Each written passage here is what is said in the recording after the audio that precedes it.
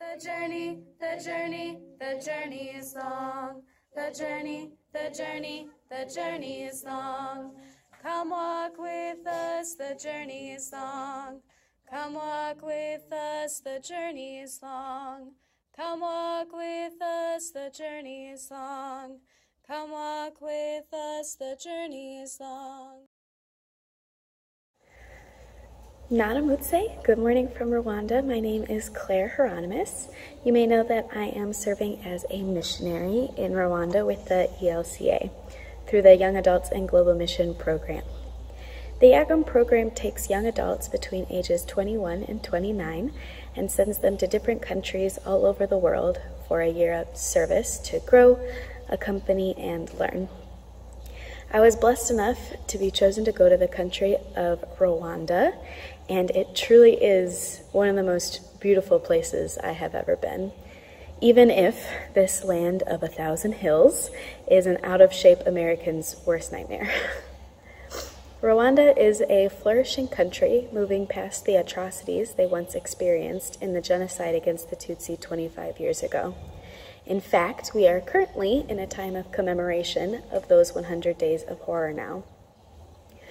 Rwanda is the perfect example of resilience, determination, and grace rising from the most vulnerable. Vulnerability comes in many forms. You can be vulnerable in your body, in your environment, and in your mind. And no form of vulnerability is easier than the other. Each one leaves you open, leaves you feeling anxious, panicked. The ELCA described to 78 naive, fresh-faced young adults that our main job description for the upcoming year was to accompany, to walk with and among those you wouldn't have had the opportunity to walk with before. What they didn't tell us was our underlying job description, the best-kept secret. Our real job was to be vulnerable, to open our bodies and our minds up, to spread our arms wide and welcome in the unknown. It's uncomfortable, and spoiler alert, it's supposed to be. It's when you're vulnerable that the best things can happen. You can't receive a comforting hug if you don't open your arms. You can't deepen a connection with someone without sharing yourself and opening your mind and soul. And you can't learn and grow the most as a person by putting yourself in a safe or comfortable environment.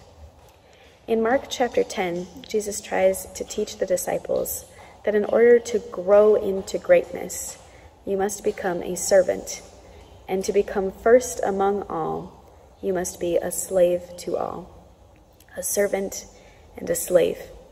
These are not comfortable positions to be in. They are not coveted roles in society.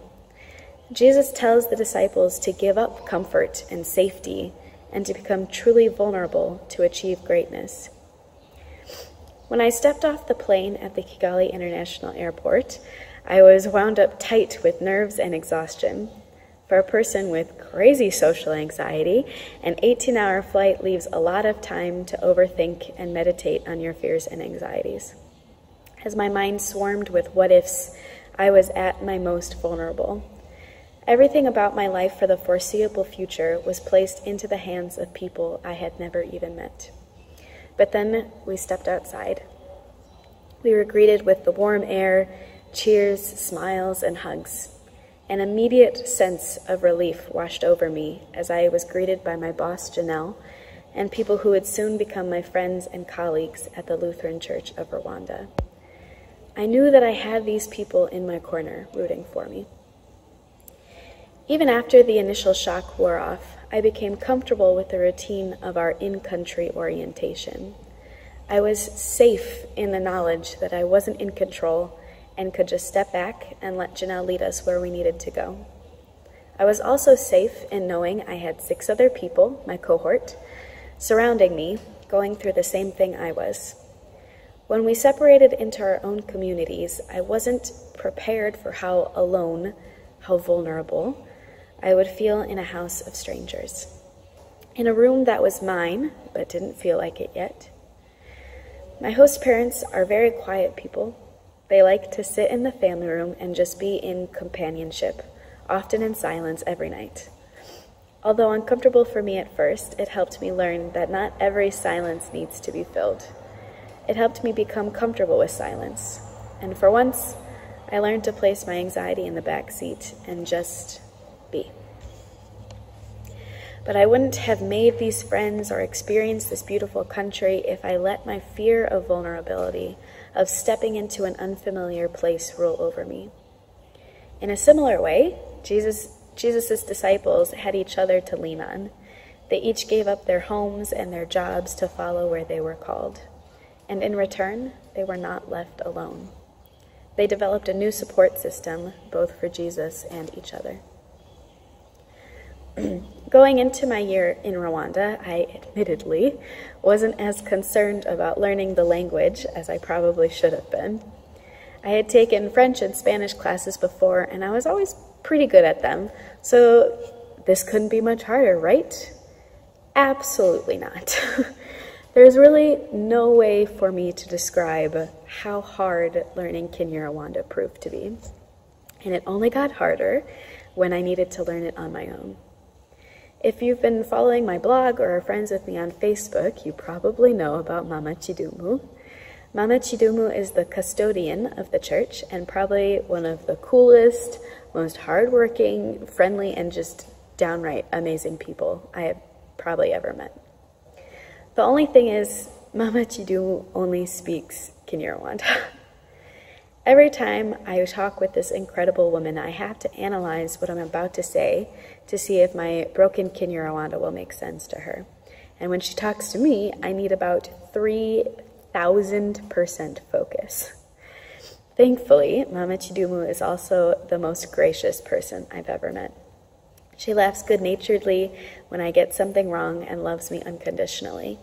Even when I visit her in her home, she knows how to make me feel at ease. Although I like to bring Janelle, my boss, along with me as a language buffer. I know that I wouldn't have Mama Chidumu's unconditional friendship and love if I didn't try, if I didn't let myself be vulnerable. A few months after I arrived, I found myself teaching English to the bishop's secretary and our evangelist at the Kigali parish, which I'm sure is a great laugh for all of my old English teachers. I was never taught how to teach.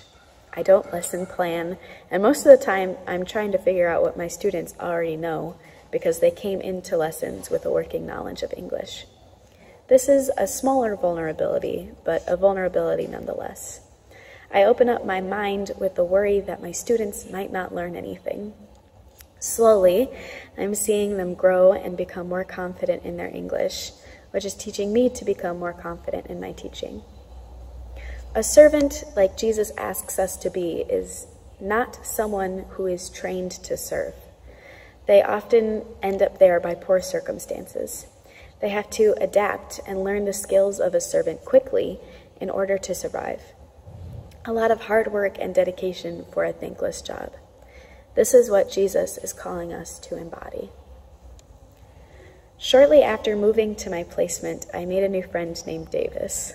He speaks fluent English, so of course we were best friends. Davis and I were going to hang out one day when I met him in front of the church. He apologized because he forgot that he had choir practice that night and asked if I would like to join him there instead. Now, the choir is my favorite part of worship by far, but I hadn't sung in an organized group for years and I was very nervous, so I agreed to come and watch.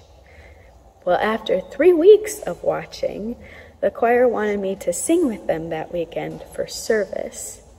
I think you guys understand that singing in Kinyarwanda and Swahili in front of people who speak those languages fluently was not on top of my bucket list.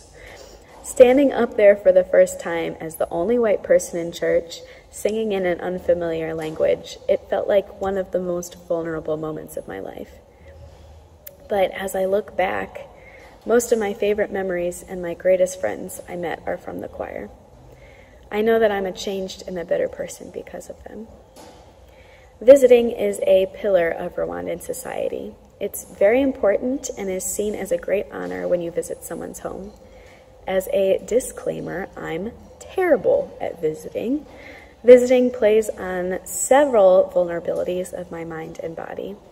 I have some one-on-one anxiety, so I get really worried about the idea of going to a house I've never been to, needing to probably speak a different language, and I put the added pressure on myself to be at least a little charming, because who wants a boring house guest?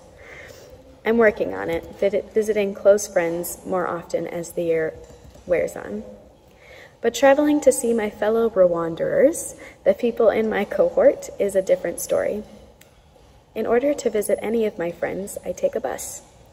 The closest of my friends live about an hour and a half away.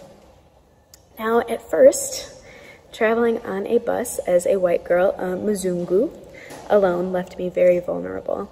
But I've gotten used to it, and now I can visit my friends with confidence. And the reward is always worth it. I absolutely love being able to immerse myself in my friends' world, even if it's only for a couple of days. It helps me connect with them, and their host communities have been so welcoming every time I have. I have friends, both Rwandan and American, all over the country. And what bigger payoff could I expect from vulnerability? A servant gives up everything they have. They invite others to take whatever they have to give. The only true example of this ideal would be Jesus himself. He gave and taught us everything, including his own life. Compassion, grace, community, forgiveness. He taught us that when we open up our minds, our souls, and our bodies, when we are at our most vulnerable, God Almighty wraps himself around us for comfort. For in him we are whole. In him we are one. Turikumwe.